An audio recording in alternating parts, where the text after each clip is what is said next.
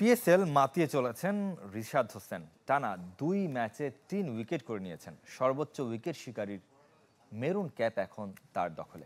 বাংলায় মালিকের ভালোবাসা পেয়েছেন Bangladeshi leg spinner.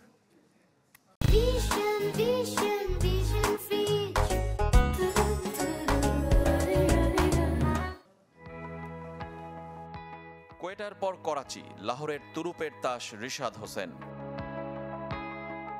Bangladesh leg spinner রাঙিয়ে তুলেছেন পিএসএল। দলের ৩ ম্যাচের ২টিতে খেলেই পেয়ে গেছেন শীর্ষস্থান, ফজলে মাহমুদ ক্যাপ।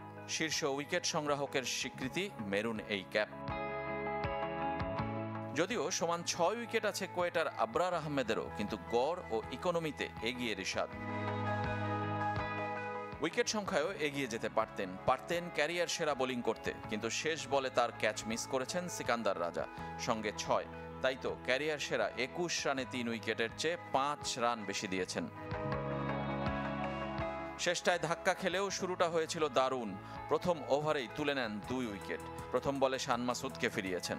তাই তো ম্যাচ শেষে আবেগ ধরে রাখতে পারেননি দলের মালিক। রিশাদ, আমি তোমাকে ভালোবাসি। কোথায় আমার বাংলাদেশি ভাই রিশাদ? আমি তোমাকে ভালোবাসি। এখন পর্যন্ত তুমি টুর্নামেন্টের সর্বোচ্চ উইকেট শিকারী। আশা করি টুর্নামেন্ট শেষেও এই অর্জন অব্যাহত থাকবে।